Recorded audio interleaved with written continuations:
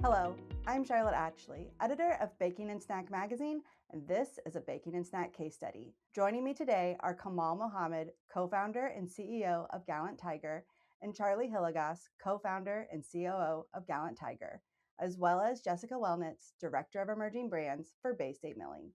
Thanks for joining me today. Kamal, let's start with you.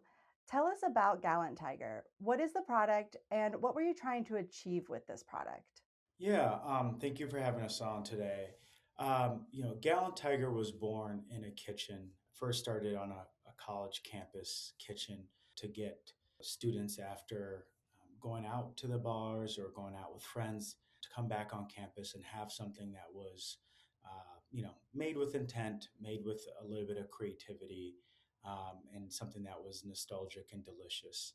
Um, and since then, we've opened up a few restaurants here in the Twin Cities.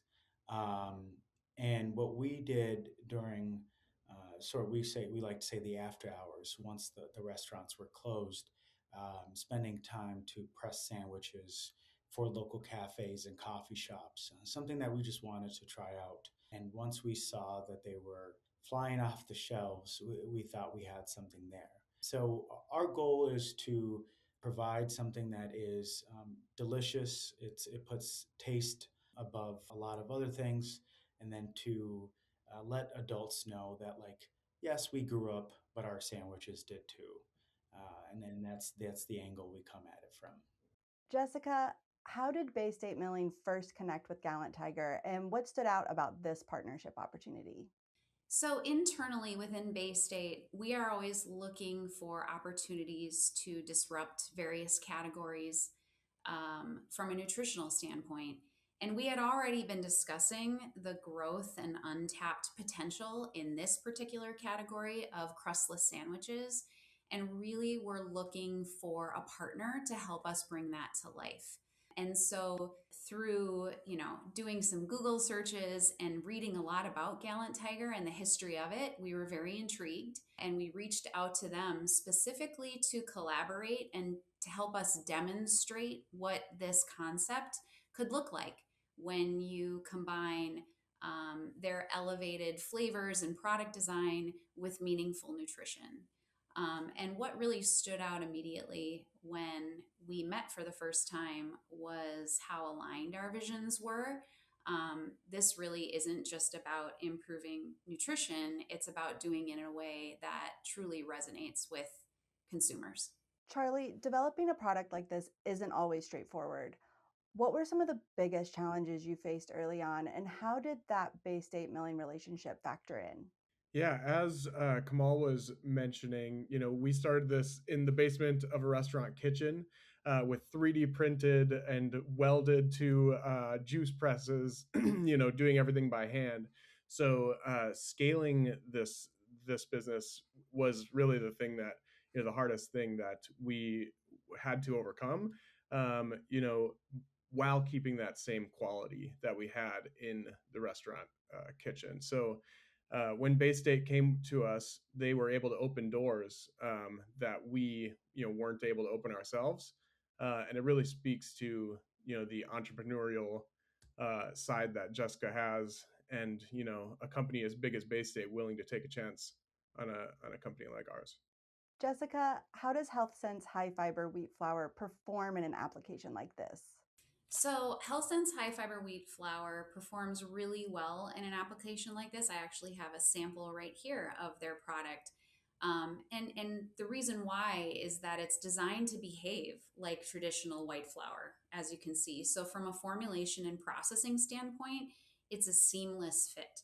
So, this product right here will deliver the same taste, texture, and functionality that you would expect in a soft and approachable bread, which is really critical for something like a peanut butter and jelly sandwich. But at the same time, this little sandwich here brings a significant nutritional upgrade, helping to deliver 5 grams of fiber per serving. So it's really supported or positioned to help support category disruption. Kamal, what did you notice in terms of product quality, specifically that taste, texture, and nutrition? Yeah, I'm so glad you asked that question.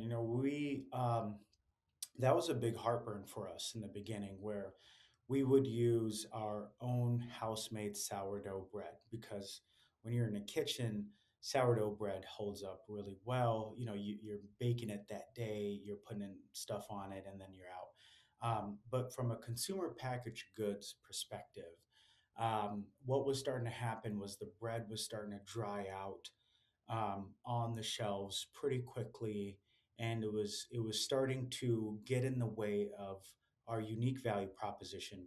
We had Thai apple chili jam, we had blueberry bourbon sage, we had all, you name it. We didn't have a limitation on taste and creativity, but the bread was limiting for us. And so when Jessica came in, we were at first like, okay, really, like we're gonna somehow add more fiber to this, and it's going to get better. So we were a bit apprehensive at first. And as time went on, and I remember taking a bite of the first sandwich and going, wait a minute, not only is bread no longer an issue, but now it has become an asset. And that's when, for us, it was like, it felt one of those like pivotal moments in your company where that you've now, improved on the thing that used to be your hamstring, the thing that was holding us back. So I love the bread, and whenever I'm out there in the field telling prospective coffee shops or vendors to try it out, I go in with that confidence of saying like the bread is pillowy soft, and yet it has 5 grams of fiber, which is 20% of your daily needs. So it's a remarkable turnaround. Charlie, the first production run just shipped. What's next for Gallant Tiger? Yeah, we think the sky's the limit. So having our first commercial run uh, out the door is a huge milestone for us. We are currently online, selling direct to consumer as well as to smaller wholesalers. Currently activating our distributors, and this year we're really looking forward to potentially working with world-renowned chefs to release new flavors, and just keep pushing the boundaries of what this sandwich can be. Jessica, Gallant Tiger is an emerging brand, but Bay State Milling also works with mid-sized and even large legacy manufacturers. What does this kind of collaborative partnership look like at different scales? I think the core of the partnership actually stays the same regardless of the size. It's really, though, about a shared vision. It's about understanding our customers' goals, and bringing the right combination of, the ingredient, the technical support, and all of the external partners to help them succeed.